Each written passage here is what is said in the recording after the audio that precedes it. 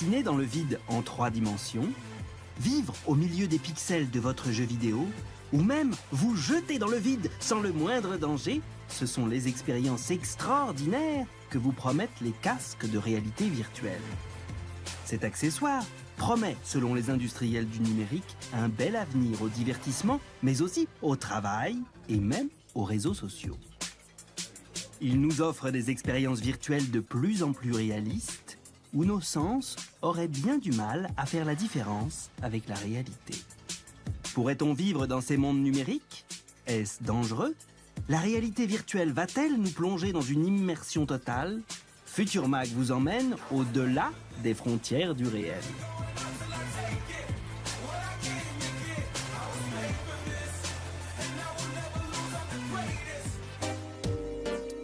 Découvrir la réalité virtuelle, ce n'est pas très compliqué. Il vous suffit de télécharger une application sur votre smartphone, comme celle d'Arte 360 par exemple, et de lire tout simplement une vidéo. En bougeant votre téléphone autour de vous, vous pouvez vous promener dans l'image grâce au capteur de mouvement de votre téléphone. Vous pouvez aussi passer en vue 3D. Il s'affiche alors 2 images, une pour chaque œil. Mais impossible de les voir de près, c'est complètement flou. Il vous faut donc un casque de réalité virtuelle avec des lentilles pour enfin vous croire au fond des océans. Le casque en carton qu'essaye Sébastien Kunz, créateur d'une start-up de réalité virtuelle, ne coûte que quelques euros. Donc là, on peut dire que c'est vraiment une espèce d'introduction à la réalité virtuelle. Pour moi, c'est pas complètement de la réalité virtuelle. Ça permet de regarder autour de soi, d'imaginer à quoi ça peut ressembler la réalité virtuelle, mais on peut aller beaucoup plus loin. Pour une immersion plus bluffante, Sébastien Kunz nous montre ce qu'il se fait de mieux. Des casques que l'on branche à un ordinateur et non à un smartphone, mais qui coûtent, eux, de 400 à 1000 euros. Là, c'est assez dingue parce que j'ai l'impression vraiment d'être sous l'eau, en train de faire de la plongée avec des raies mantas qui arrivent, des petits poissons qui sont juste devant moi. Et là, on a même une baleine énorme. On n'a jamais vu une baleine aussi grosse qui approche de moi. Donc c'est assez intimidant de la voir s'approcher comme ça et me regarder en plus avec un air intelligent. La réalité virtuelle a ceci d'incroyable qu'elle permet de tromper le cerveau. C'est la première fois dans toute l'histoire de l'humanité qu'on arrive vraiment à faire croire au cerveau qu'il est ailleurs, qu'il est à un autre endroit que là où il est dans la vraie vie. Donc là, dans la vraie vie, on a notre bureau ici, et mon cerveau croit vraiment qu'il est sous l'eau. Ces casques dernier cri sont tous arrivés sur le marché cette année. Mais pourtant, cette invention ne date pas d'hier, loin de là. Remontons le temps à travers l'histoire de la réalité virtuelle. L'arrière-grand-père des casques de réalité virtuelle, c'est une machine de 1965, l'épée de Damoclès. Un casque qui permet de bouger la tête et d'observer des objets virtuels basiques. Mais l'installation était tellement lourde qu'il fallait des bras robotisés au-dessus de la tête pour soutenir le casque, d'où son nom. Dans les années 80, le dispositif s'allège un peu, mais il est exclusivement réservé aux ingénieurs de la NASA. Il faut attendre les années 90 pour que l'industrie du jeu vidéo lance les premiers casques grand public. Wow, that is scary. Awesome 3D. Get that. Malheureusement, c'est un flop. Ils sont trop chers et ne séduisent pas les joueurs en masse. Pour Sébastien Kunz, ces accessoires des années 90 qu'il conserve avec nostalgie avaient surtout un sérieux inconvénient. Ils pouvaient provoquer la nausée au bout de quelques minutes d'utilisation. Mais heureusement, les nouveaux casques marquent une véritable révolution technologique. Dans la réalité virtuelle, il faut des capteurs qui permettent de savoir quand est-ce qu'on tourne la tête. Et en termes de délai d'image aussi, ce qu'on appelle la latence, quand on bougeait la tête soit à gauche, soit à droite, l'image arrivait un tout petit peu après, voire beaucoup après. Et c'est ça qui rend vraiment malade. Et ce qu'on a maintenant, grâce aux nouvelles technologies, c'est que du coup, les capteurs sont beaucoup plus rapides, beaucoup plus précis, ce qui permet vraiment d'arriver à la limite de la perception du cerveau. Donc là, vraiment, le cerveau est complètement trompé. Explication. Dans un casque de réalité virtuelle, quand vous bougez la tête, des capteurs mesurent votre mouvement, puis l'ordinateur calcule un nouvel angle de vue, une nouvelle image que vous êtes censé voir. Et enfin, le casque affiche cette image. Ces 3 étapes se font aujourd'hui en moins de 20 millisecondes chrono. Un infime décalage que votre cerveau ne perçoit pas. Vous avez vraiment l'impression de regarder autour de vous dans le monde virtuel. Et grâce à des manettes munies de capteurs de mouvement et de position, il est maintenant possible d'agir dans ces mondes numériques et de ne plus en être qu'un simple spectateur. Donc là, je l'attrape, super naturel. Là, je peux l'attraper très naturellement. Ça, c'est parfait. Tout le monde va comprendre. J'imagine que je la branche là. Ouais, là, ça va, c'est assez évident. Voilà. C'est comme la vraie vie, en fait. C'est beaucoup plus simple qu'un ordinateur. Ouais. Si je veux voir sous un objet, je vais me pencher. Et si je veux attraper un objet, je vais simplement avancer ma main et attraper comme dans la vraie vie. Donc le but, c'est de pouvoir simuler la vraie vie. Et tout ce qu'on sait faire dans la vraie vie, on saura le faire dans le monde virtuel. La capacité d'immersion et d'interaction dans les univers virtuels est un Graal pour le secteur des jeux vidéo. Les études prévoient plus de 50 millions de joueurs utilisant des casques de réalité virtuelle en 2018. Les parcs d'attractions s'y mettent aussi. Ce serait le divertissement du futur. Mais pas seulement. Ces mondes virtuels sont de plus en plus réalistes. Nous pourrions bien nous y plonger même au travail ou dans la vie de tous les jours.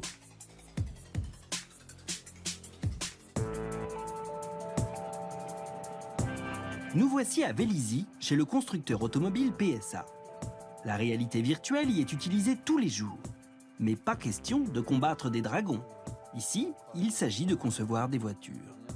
Les ingénieurs et designers n'utilisent pas de casque, mais une salle immersive où sont projetés des murs au plafond l'image virtuelle d'une voiture. Et grâce aux capteurs de position de leurs lunettes 3D, l'image suit parfaitement le regard. On peut ainsi s'asseoir à la place du conducteur. Éric Dejoux, designer, teste d'ultimes réglages de couleurs et de textures sur le tableau de bord de ce prototype virtuel.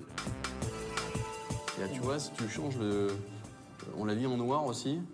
Ouais. Ça perd un peu l'œil, je trouve, parce qu'on a plein de fonctions, on ne sait pas où elles vont. Et si tu reviens sur l'intention, hein, ça nous permet de garder ce geste-là qui est très fort. Exactement, on est déjà dans le futur, parce qu'on n'attend pas d'avoir déjà la voiture construite pour vérifier que toutes les choses vont bien dedans. On y est dedans, on s'assoit dedans, on a déjà tout, on peut même les toucher. Tout est déjà à sa place et on n'a pas besoin d'attendre que la voiture soit finie dans 3 ans pour vérifier que telle chose peut être améliorée ou telle autre convient bien. La réalité virtuelle permet ainsi d'économiser du temps et de l'argent en concevant les voitures sans multiplier les maquettes. Et Mathieu Mika, ingénieur en réalité virtuelle, en est convaincu. Ces nouvelles technologies n'ont pas fini de bouleverser nos manières de travailler et de consommer. La réalité virtuelle se démocratise de plus en plus. On ne va pas l'utiliser uniquement pour concevoir un véhicule, on va aussi l'utiliser pour concevoir le process de fabrication du véhicule. Et on va même l'utiliser jusqu'à des activités de marketing. On va introduire des outils de réalité virtuelle dans les concessions, voire même chez le client. Le client va utiliser des dispositifs de réalité virtuelle pour choisir son véhicule, choisir sa couleur, le configurer, choisir son modèle. Dans l'industrie, mais aussi en médecine ou dans l'immobilier, les applications professionnelles sont nombreuses. Que ce soit donc pour le travail, pour les loisirs et même pour faire du sport, nos séjours dans les mondes virtuels pourraient donc bien se multiplier.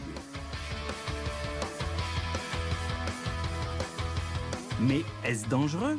Risque-t-on de se couper du monde, de devenir accro à ces nouveaux univers? Quels sont les dangers de la réalité virtuelle? Vanessa Lalo est psychologue, spécialiste des usages numériques. Et pour elle, la réalité virtuelle est une nouvelle expérience à surveiller. Quand on est face à un écran, on est dans l'imaginaire. On voit les choses, mais on sait qu'elles ne se passent pas dans notre réalité. On les regarde par un prisme qui est l'écran. Et ça, c'est très important, parce qu'on va pouvoir être en interaction, mais c'est extérieur à nous. On le voit que c'est extérieur à nous et on peut détourner le regard, la situation n'est plus là. Avec les casques, on vit les émotions de l'intérieur, on vit l'expérience de l'intérieur. Et c'est ça qui fait que c'est intéressant et qu'à la fois, ça peut avoir un impact potentiellement délétère sur un certain nombre de personnes. Car l'immersion provoque des émotions fortes, époustouflantes et peut même modifier la chimie du cerveau. C'est ce qui se passe chez les rats, comme l'a prouvé une équipe scientifique californienne en soumettant ses rongeurs à de la réalité virtuelle à haute dose. Le cerveau des rats se comporte différemment dans le monde numérique pendant l'expérience, mais cette étude ne dit pas quelles en sont les conséquences sur leur santé. Il reste donc beaucoup d'inconnus sur l'impact des casques de réalité virtuelle. Rendent-ils plus accros aux jeux vidéo, au monde numérique? Il y a encore peu d'utilisateurs et pas assez de recul pour mesurer leur influence.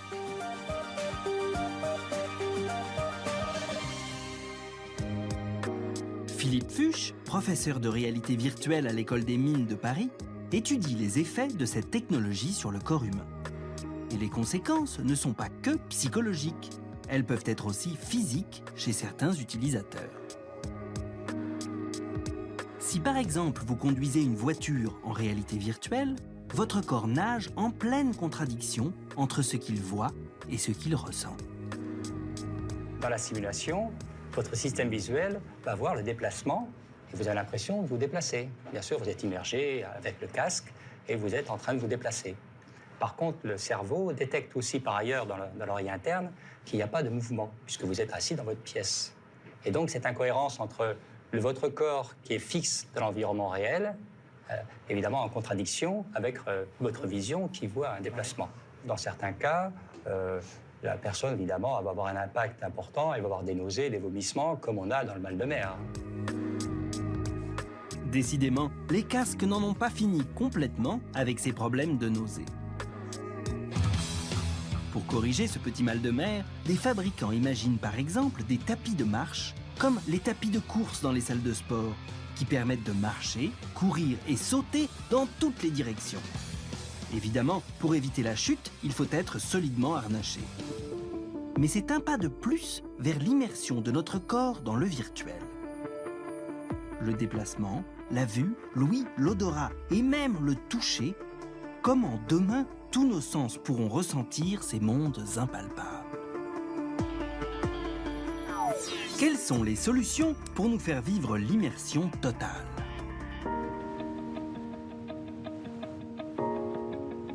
Dans le sud de l'Espagne, à Almeria, Luis Castillo aimerait, lui, toucher la réalité virtuelle du bout des doigts et la rendre palpable. Il a créé un gant qui permet de ressentir les objets numériques. Mais pour démarrer l'expérience, il faut d'abord s'habiller de câbles, de capteurs, pour détecter chacun de ces mouvements.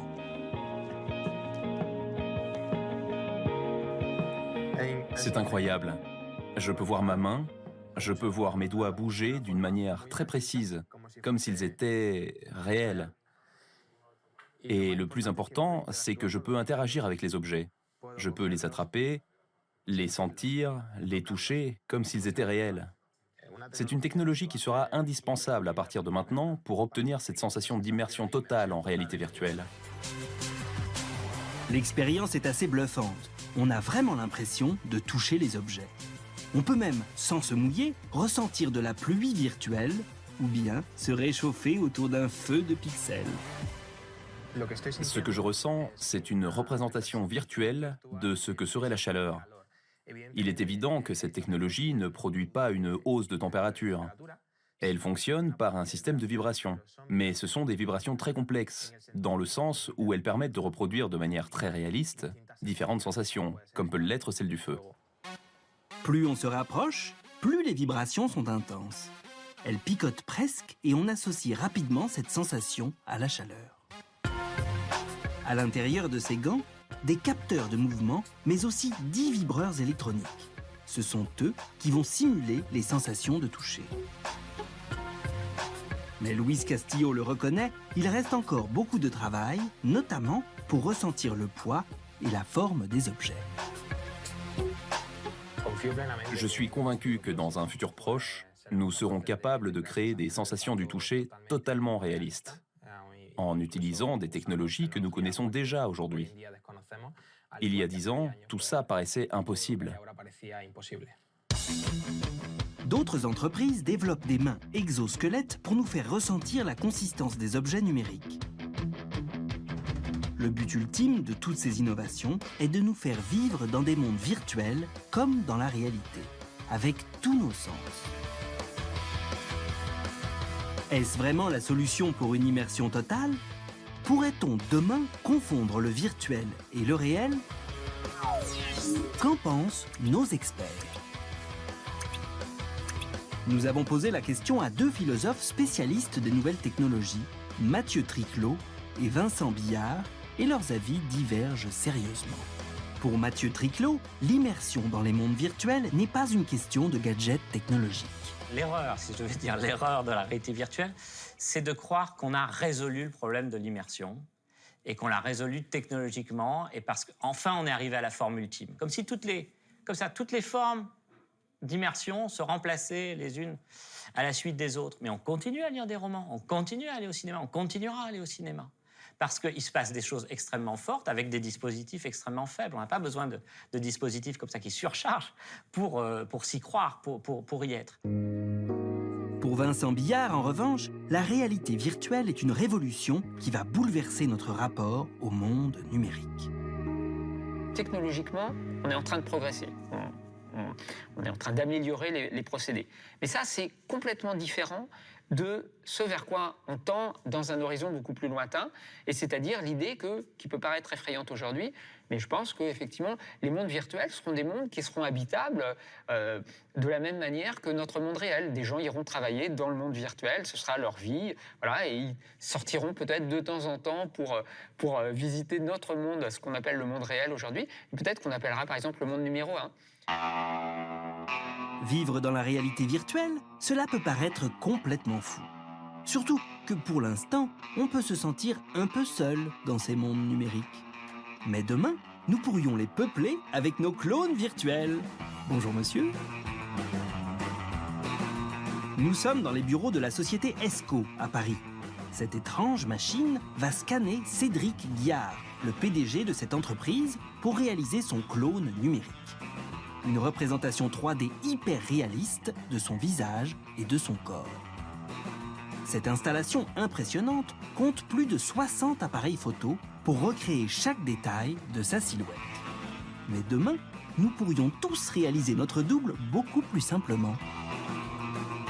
L'idée, c'est pas de miniaturiser le dispositif que vous voyez sous cette forme ou sous une autre, mais de pouvoir le faire au travers d'un périphérique mobile de type smartphone avec une caméra appropriée pour aller acquérir les informations au niveau de la forme, au niveau des matériaux, au niveau des expressions, permettant de reproduire votre double.